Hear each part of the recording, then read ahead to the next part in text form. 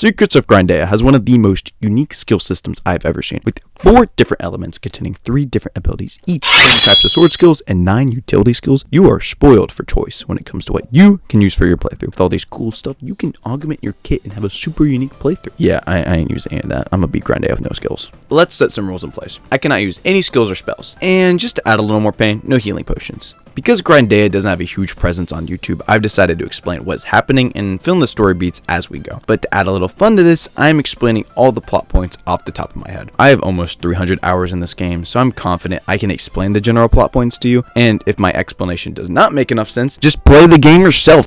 In the world of Grindea, there's an organization called the Collectors. It is essentially the basic fantasy world guild or the group that does quests. Today is the day that you, a 13-year-old, get to go try out for the Collectors and the Collector exam. What an original name. Before we leave, our father gives us a bet. What is it? It's a sarcastic talking back that hates us. But hey, he's going to teach us how to be the best collector in the world. Going into this challenge, I knew I wanted to build into a one-handed or two-handed weapon. Wands are built to work with spells more so they're immediately out. Now, if you look in the skill section, you'll see 3 more icons. These are talents, and they will help me get through the majority of the game. What are talents used for? I hear you thinking behind the screen.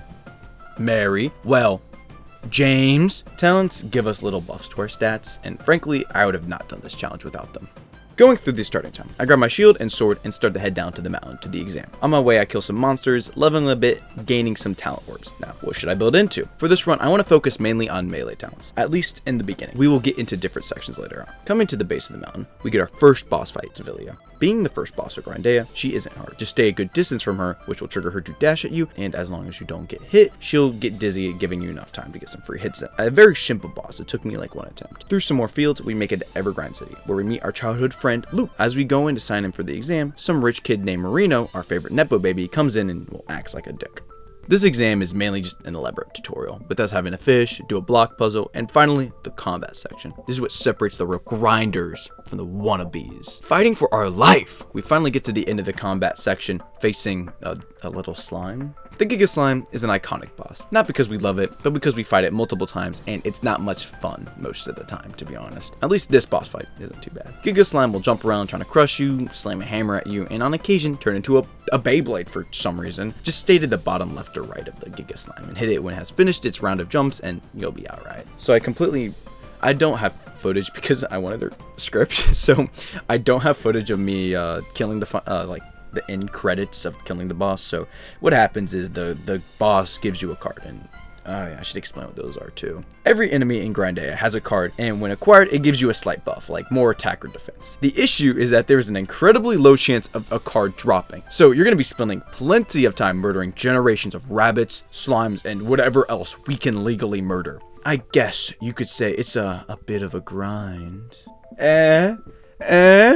In a challenge like this, where we have significantly less damage potential, these cards actually will be needed to get through this challenge.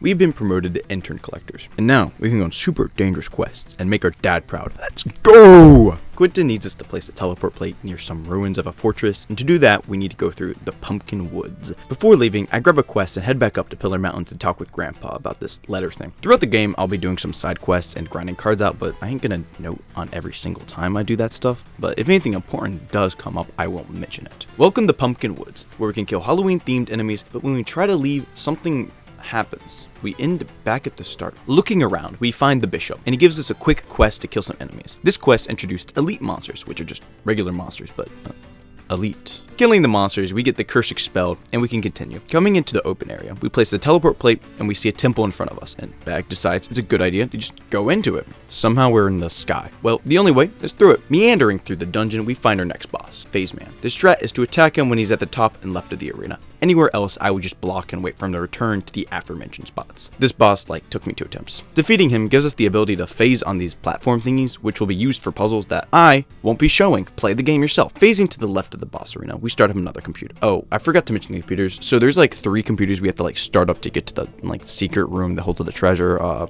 You'll see me turn them on. Anyway, now with the ability to phase, we can go to the left part of the dungeon, and after some more puzzles, we face our next boss, Sentry. Sentry just summons a lot of enemies. My strat was just hit everyone in the center, so I damaged Sentry and all the other enemies. And when the little orb rat thing shot at me, I just perfect guarded them, because when you perfect guard the orb rat things, it reflects back, hits them, usually one taps them, rinse, repeat, and the boss is dead. Now that we have started the next computer, we can open this door that is locked in the middle. Before we go to the boss, let me quickly give a rundown of the lore so far. There are terminals throughout the place that drip feed us a story of what happened here. Pretty much some monsters bringing havoc to the world of Grindea, and the people who lived in the flying fortress worked on robots to kill this monster, with Phase Man being one of them and the final boss Gundam being the other one. Fighting Gundam, at least for me, was pretty easy. Because I was using a two-handed weapon, I could hit the fist without triggering the punch. Once I took the hands down, I'd phase up and damage Gundam. Rinse, repeat till half health, get through the bullet hell section, rinse, repeat till the final phase where bro just spams the room with projectiles. Thankfully, I was able to get this boss fight done in one attempt. Once the boss finishes its final attack, an amulet falls to the ground and we grab it to bring back. So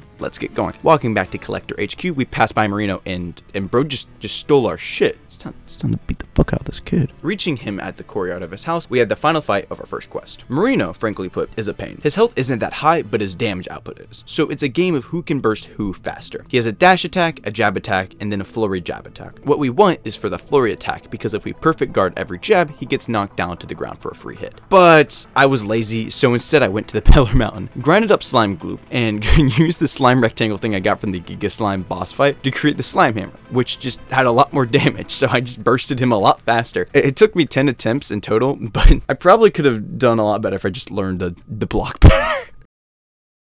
Finally getting to Collector's HQ with the amulet, we bring it to Dad, and while talking with him, there's a commotion outside, where we see a fairy beefing with the Grandmaster of the Collectors, Ivy. Apparently, one of the Fate Elders has gone rogue, and this fairy Navi is calling for help from the Collectors. Dad graciously decides to offer us up to help, so on our way to Season. We have now unlocked the next area, so it's time to game. After defeating some of the local wildlife in the area, we realized to get into Santa Fe, we need to get essence, whatever that is. And to get that, we need to see Mrs. Claus. Oh, yeah, the whole Santa Claus mythos and all that stuff exists in this world. Don't worry about too much. Anyway, Mrs. Claus does not want to give us her essence. We have to go to the toy factory to clear out some of the monsters. Walk into the factory, we see Luke. Yo, I love that guy. Get his autograph. Anyway, let's double team the factory, and never mind, he has to sit on a pressure plate to let us through.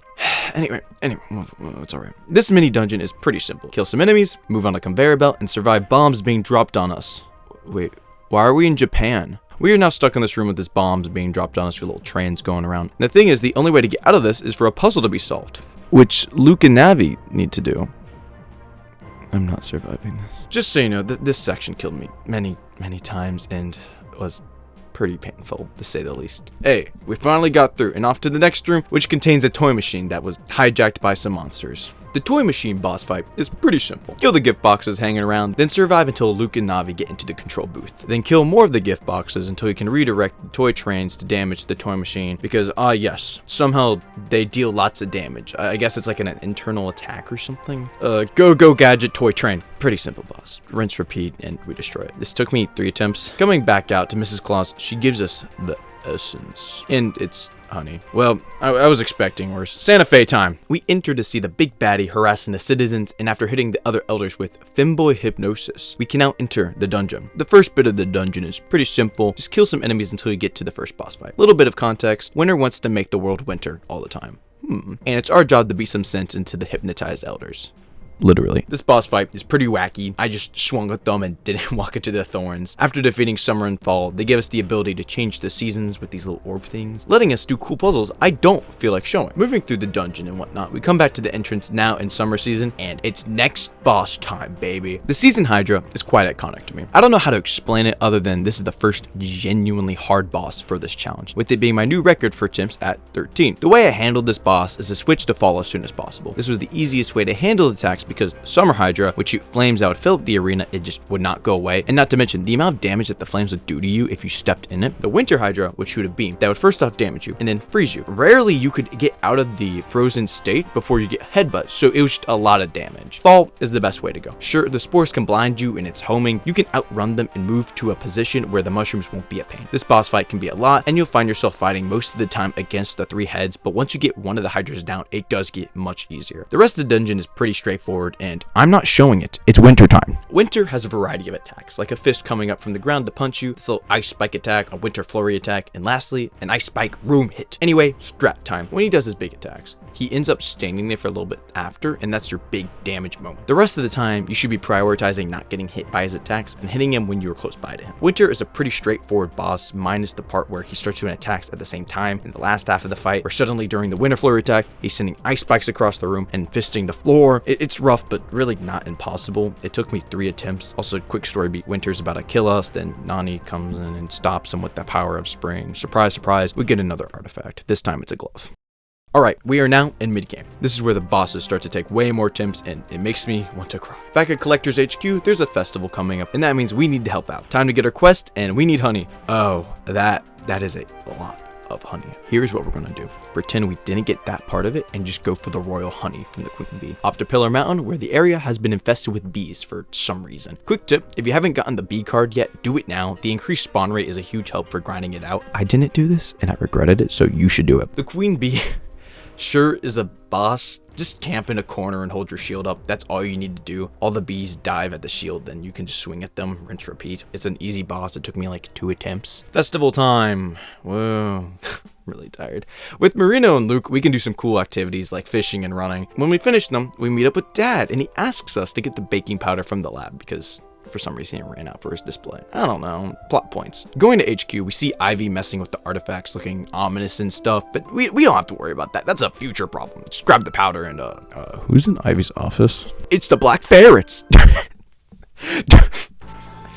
And this boss fight takes the new record for attempts being 20. Villia, for the most part, does the same, but now Teddy and Freddy will throw projectiles while Villia chases me around. The best way to handle this is just to memorize what pattern Villia yells to Teddy and Freddy, then focus on avoiding those projectiles and Villia's attack, then deal damage to Villia when possible, like after she dashes and gets dizzy. Once Teddy and Freddy are back in the arena, it's pretty easy to work around the 3. They have a new attack where they throw smoke bombs down and swing in a circle, and just avoid Villia's radius and you'll be alright. It's not a really easy boss. You need to memorize the projectile patterns and learn the way to work around it with Villia, and I had to really just learn the boss. Most of the game so far, I've just been breezing by on experience and the fact that it's been early game. Before we bring Dad the baking soda, the door to Ivy's office is open, and I mean, she was snooping around the lab. Why not return the favor? There's a bunch of cool stuff in this room that you can examine, but screw you. Go play the game on your own and read them yourself. Finding the important information, Ivy will be meeting with someone soon about the location of an artifact. Ooh. Bringing this information to Dad, he tells us they'll talk about it tomorrow. Speaking with Pops the next day, we're not sure if the artifact our dad has a lead on is the same as Ivy and her informant. I'm gonna be so real with you, I have no clue what this plot point is. As I foreshadowed at the beginning of this video, I am doing this off the top of my head, so I'm just gonna write a quick fanfic. Dad is gonna follow Ivy and figure out the info while we go to Mount Bloom and find the ancient city. I also don't remember if that's the original goal, Mount Bloom.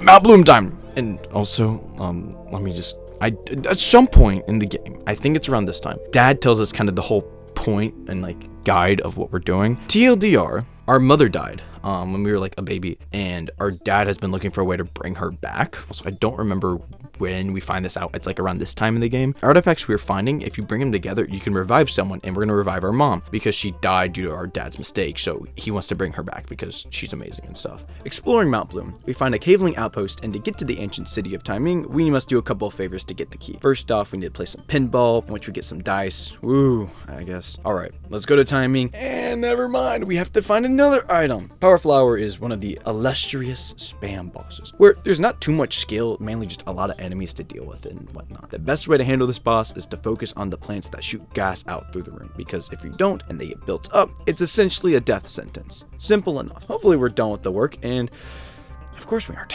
We gotta go into this gas cave and phase around for a good chunk of time. I'm gonna be so real with you, I don't remember this, so moving along.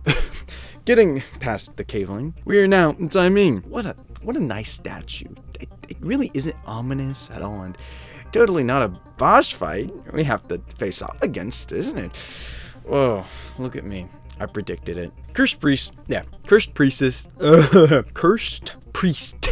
is a boss fight of all time. She has a set of attacks like making you move around the room, avoiding sharp fans, swinging sharp fans around the room while you go up and down, shooting sharp fans at you. Look, you get the point. These attacks are very formulaic and easy to survive once you get used to them. At this point of the game, patience is key. The more you rush, the more you are likely to make a mistake. So playing the long game and focusing on getting through the different attacks is the way to go. Anyway, this took me 10 attempts. Beating the boss lady, she seems insane again and says some stuff that makes no sense, acting like she knows me and to trust the process. Bro, I don't even trust myself. So, whatever. So, some weird blue rift thing appears and fucking course I'm gonna walk through it. Who do you take me as? A loser? Where are we? Quest 3 does not really have a specific dungeon part, more so the entire dungeon is ancient and present timing, with time traveling being the gimmick for this area, which makes it very cool because, whoa, we get to explore an actual city from the past. After making it through border patrol and evading the cops, we make it to this big door that is closed in the center of timing. So we go back in time and ask this priest girl about what to do to get through, and boom, we need 3 emblems. For the first emblem, we need to go to Collector's HQ in ancient timing. Yes, they were around back then. And do some quests. First, we help this dude who's a drunk by getting him some really old alcohol with time travel shenanigans. Then we help this old dude who is important to the story, but I don't care, so he's not important to me, and get him some information for this woman he's crushing on. By the way, They're like in their 80s.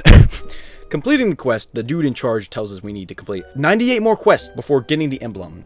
While we get the bad news, we hear commotion outside and boom! Giant worm. Alright, so this boss is pretty easy. Bro launches some worms that lock to you, and on occasion whips his tail and does this little rage mode thing where you can't really do much other than dodge. Overall, this is a pretty manageable boss, which is pretty easy until the second one pops out. Yeah, you thought this would be fun. This is what makes the boss fight much harder. Limited space, 2 big worms. Man, that brings me back to my glory days. The best way to deal with the boss fight is to focus on the worm with less health and blitz it down, then deal with the other worm. There's no real point in dealing with the smaller worms, so just ignore them until you're back to 1 massive worm. 2 big worms down, and boom!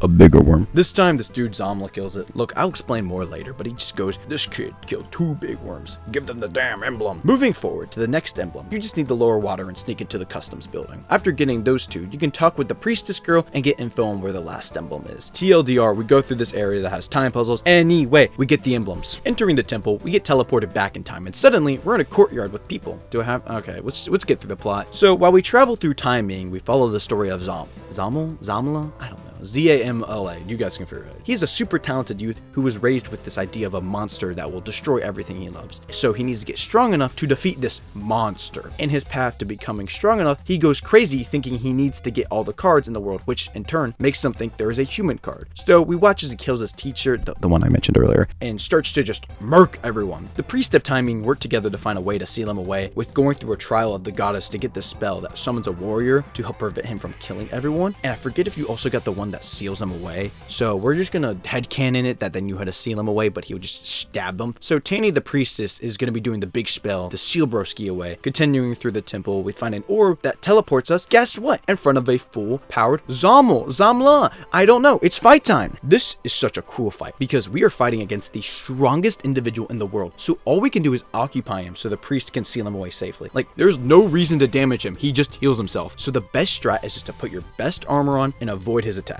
This little fight took me 5 attempts, but again, you need to just avoid him. But dear goodness, this fight is insane. It's so cool. It's such a great, spoiler alert, it's such a great prelude to when you fight him at the end of the game in the true ending. Sealing Zamo away, we realized that Tani became this statue thing, and it came full circle because she became the cursed priestess, and now was waiting for us at the beginning of the quest to defeat her and set her free.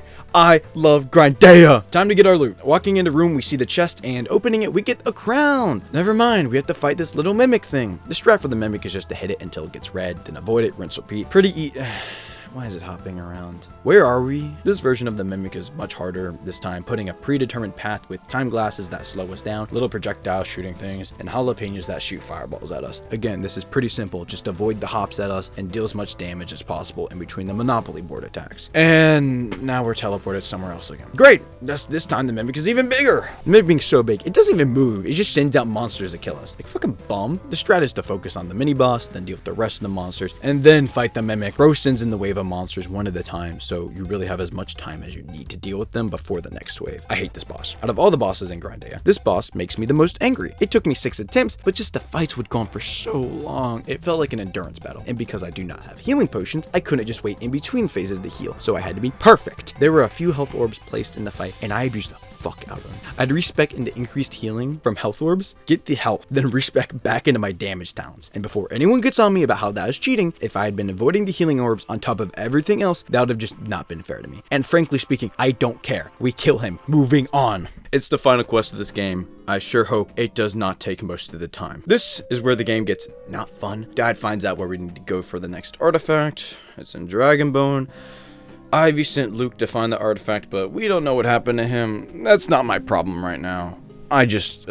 Going through Dragonbone is very different from every other area because it is a desert. That's it, nothing else. I don't really care to explain how I got around the map. That's for the Let's Players. I'm gonna just go right into the first boss, Marino. Again, I'm not gonna say how many attempts I had on this boss, but I will say this boss is the one that took the most attempts out of the entire challenge. This fight is the base of his boss fight from the beginning of the game, but way, way worse. Instead of him just roaming around the arena by himself, he has clones that can dash at you, damage locking you, and dealing 1/5 of your health, which, if I remember correctly, I needed 2 to 3 hits to take out the clones, and they don't get damage done, so they can just dome me anyway. So you can imagine trying to deal with Marino while I'm being dashed at from multiple angles. The best counterplay for them is to perfect guard their dash, because it will insta-kill them. So just wait for the dash and bring down the number of clones before focusing mainly on Marino. For Marino, he has the flurry attack that if you perfect guard all the pokes, you knock him down, the dash attack that you can perfect guard the stop. Oh, and his last attack, which is new, his Shadow Clone Jutsu sneak attack, where he stands there waiting for us to hit him, and if we hit him, well, he dashes at us from behind. The cool thing about this is if you expect it and perfect guard the attack, you knock him down, which gives us more free hits. And by the way, I lied, he has one more attack. This one has him and his clones dash at us from one side to the other. All you can really do is just avoid and get to a lane that already has been dashed through. Not a hard move until you get to the later parts of the fight where it suddenly becomes a DDR level. Talking about all this probably makes the fight seem pretty easy, and knowing all that knowledge does help a lot. But this fight is a fight of perfection. Unlike a good chunk of the other bosses, you have to earn each and every single hit you get on Marino. You want him on the ground? Perfect guard his flurry or sneak attack, but watch out, his clones could be dashing at you, and then you lose your free hits. And at this point in the game, the difficulty has been increased, but you haven't gotten better gear because bro is gatekeeping a ton of quests and cool stuff. This boss was the biggest struggle I think I ever had in this challenge. It took me 61 attempts. Anyway, moving on. Now that I'm in Portemonnaie, I can actually get better gear and take on quests. Who would have thunk? Also, just a quick tip, go to the right of Portemonnaie and go talk to this girl so that it makes it easier to get from the place to the teleport place, because please, I did not know about this for a hot second. Please use that. Now we need to get onto a haunted boat. Going to the dock, no one wants to take us there, but we are given a lead to go to the bar north and talk to some idiots that will take us there. Skedaddling over there, we get to the bar and realize it's the Black Ferrets. TLDR, they want us to get this gem for them to ferry us to off to these ancient grounds. Pretty much what we had to do was find this translation tome by talking to a bunch of archaeologists around Dragonbone Desert, and then going back, solving the puzzle, grabbing the gem, and oh no, an Indiana Jones trap. Before we can even grab the stone, a golem gets it. Boss time.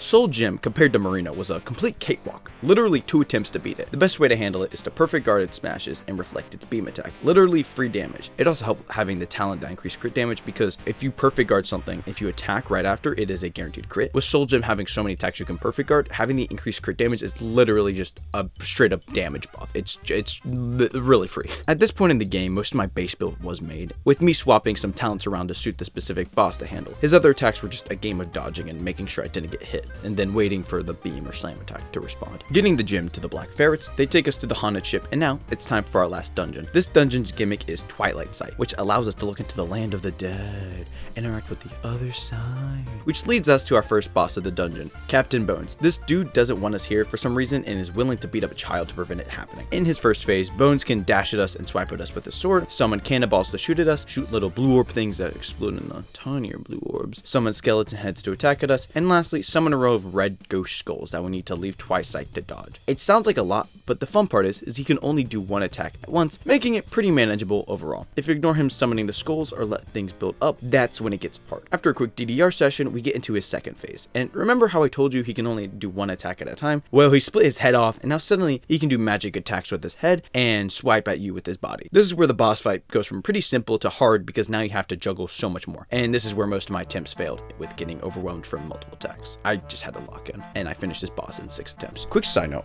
when I say 6 attempts, that sounds like, oh, only 6 attempts. But the thing is, you also gotta remember is a lot of the end game bosses are a lot longer. So like, if you look at 6 attempts, it may not seem much bad, but trust me when I say that 6 attempts for like Bones was like a 5 to 10 minute fight each. So it's like a 50 minutes I was fighting him. Usually longer health bosses do have less intensive attacks. Like for Marino, he had, in my opinion, a shorter boss fight, by like a 3 to 5 minute boss fight, but I died to him 61 times compared to Bones. I still struggle more with Marino, but it's just 6 attempts does not mean it was an easy boss. I ain't going to explain everything, but we have some cool puzzle rooms and some interesting fighting rooms. We'll drop some more lore real quick. We get into this fancy room with the bartender and Captain Bones talking. Apparently, they are the only 2 lucid ghosts on the ship. After Bones goes to his room to prevent you from going any further, the bartender asks us to try and restore some of their crewmates to give them some company, and will give us the key to Bones' room for doing it. So, a quick side quest, restoring some ghosts back, giving them items that remind them of their past life. Going around, we get to this room, and there's a bunch of eyes.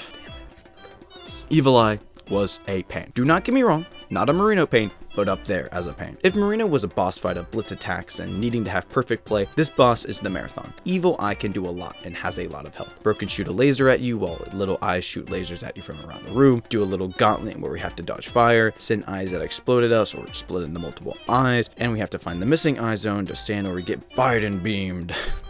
Play the clip. Anyway, getting through the first half is annoying, but not as bad as the second half. Suddenly, the boss goes from being in the wall attacking us and popping out and rolling at us. Oh yeah, don't let me forget about the blind eye mechanic. Little eyes will pop up around the room and decrease your vision the more they spawn. So on top of dealing with the eyes attack, we have these little gremlins around the room that lower our vision. Back to the second phase, he can roll at us. When he gets bored of that, he'll start spinning and shooting lasers. And finally, he'll get dizzy from spinning, and that's when we can attack. Did I forget to mention, we cannot attack bro unless he gets dizzy. Everywhere else, it'll just say blocked. Thanks, game. This boss took me 13 attempts, and dear God, this was an annoying fight.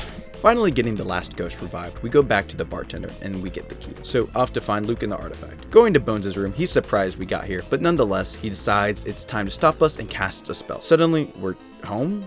Going outside, we see everyone important to us, even our mom. Alright, I'm not gonna act like I'm like, oh, mystified and shit. That's for the that's for the retrospective. Pretty much, I don't remember this. It's been a hot second since I've done this, so we're just gonna quickly TLDR it. We enter one of the houses, we have a puzzle in front of us. It has like wacky rules, but solving it will give us something, which I also forgot. And then the house falls apart, and going outside shows that the place around us also has turned into LA. TLDR, we do that for 2 more houses, one being a fighting room, and one being a perfect guard practice. Going back to our house, we see our father working, probably trying to find a way for us to bring our mother back. And then when we enter our room, we interact with the globe, and suddenly we are back. Bag gives us a cute little message, and it's time to get going. Bones literally begs us not to get going because Luke is corrupted. But The thing is, we got this in the bag. Literally. entering the upper deck, we see Luke, and he doesn't look too good. Asking us to give the thing to teleport away, we say no. And asking for the artifact, which he obviously doesn't say yes to last time. Luke Well is a rough fight. Compared to Marino, this boss fight was easier, but we also had more cards, a higher level, and just better gear. But this does not mean the boss fight is a cakewalk. Luke attacks fast and hard, but he also gives us plenty of time to attack him. He can swing his axe quickly at us, dash in a radius around us, throw his axe and grab it, send these little smash balls out, slam it to the ground creating damage zones, go to the right side of the arena and skate across the deck leaving fire and summoning lightning. This boss fight is metal. I think the music was too. The best way to handle Luke is not to attack at every opportunity. Let him attack and get him when he laughs randomly or gets stuck when he slams his axe into the deck. Knocking him down to low health, we think we're about to win, but his bracelet heals him back to half, and now this is where the boss fight becomes actually insane. Quick tip, when he does his little boss change animation, damage him. In the last half, you barely have any time to do damage to him, so take every chance to hit him. Luke's attacks all have fire now, and just deal so much more damage, and he is much faster, and he gives us even less time between attacks. This fight sucks. And after 19 attempts, I dealt the final blow to Luke. We have some back and forth with him realizing that the bracelet is healing him back, which is cheating according to him, which has him throw the bracelet, which kills him. Anyway, getting the artifact, we go back to HQ where we find our dad being arrested for something, I don't remember. TLDR, Bag realizes at the end of Luke's fight that the artifacts won't bring back Mom, but the Calamity. Too late, with all the artifacts together, Dad suddenly goes gamer mode or something, I don't know, leaving Collector HQ to bring Calamity. Alright, let's go find Dad. Somehow he brought a tower up from the ground and now we got to scale it. I'm not even gonna ask. Going in, we mess with a mirror that shoots us up the tower, and because we woke it up and then got on its case for like not stopping Dad, it's mad at us. Boss Rush. Yep, we have those. So for the Boss Rush, we have 3 bosses. Giga Slime, Terrorweed, and Gundam. The Giga Slime, frankly, was the biggest pain out of all of them. It wasn't a difficult boss from its movesets, it just had a lot of health. So you're bound to spend most of your time with the Giga Slime. Its moveset is the same as every other Giga Slime, just this time when it slams its hammer down, it will send spikes out and you have to adjust to that. And also it has this little teleport slam down thing with spikes. Anyway, its last move is summoning slimes. And for once, they actually matter because they will shoot spikes out frequently. So you need to kill them for once.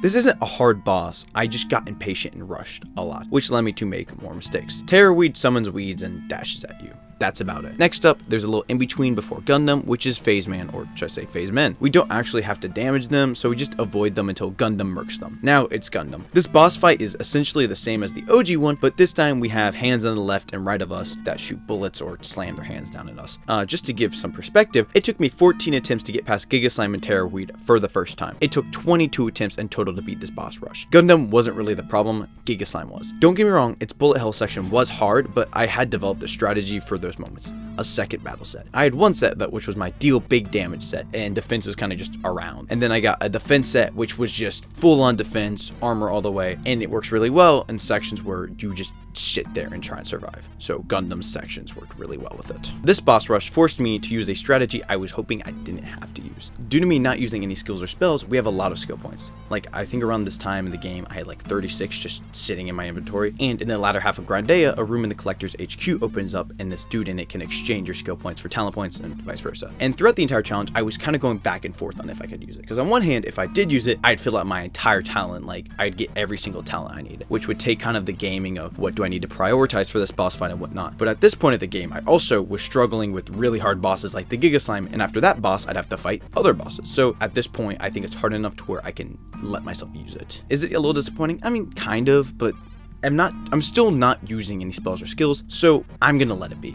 Getting through the rush, we get to a little puzzle segment. I don't feel like explaining it. It's just the gimmicks from the last 4 dungeons. Arguing with the mirror again, it gives us a really annoying boss that took me 11 attempts. Season Hydra with Spring this time. I guess because when we took on the Season Stimple originally, Spring wasn't Spring at that point, so we only had to deal with Summer, Winter, and Fall. But now that she is like one of the Season Elders, we have to deal for. And let me tell you, if you thought Summer was a pain to play against, Spring's way worse. This fight is identical minus the Spring season putting the growing thorns on the ground that spread fast. Through this fight, I developed my super secret strategy, Winter. To be honest, I wish I did this strat for the OG Hydra because this is easy. Bro has 3 or 4 patterns that go in the same order every time, and you can just go to 2 spots and be safe from the season hazard. My recommendation is get ice spike boots from the gremlins in the winter area because it makes moving around on ice so much easier. So yeah, just move to the right spot and perfect guard the other Hydra's head smash, and it's a really easy boss. Next part is another quick damage rush of bosses, but we just throw on the defense gear and it's light work. After it all, the mirror looks for one last boss to finally end it, and it comes across Luke. And as he goes to swing at us, he turns and hits the mirror. Cool lore stuff. I don't care. It's time to take on Dad. Dad is a hard fight. Frankly,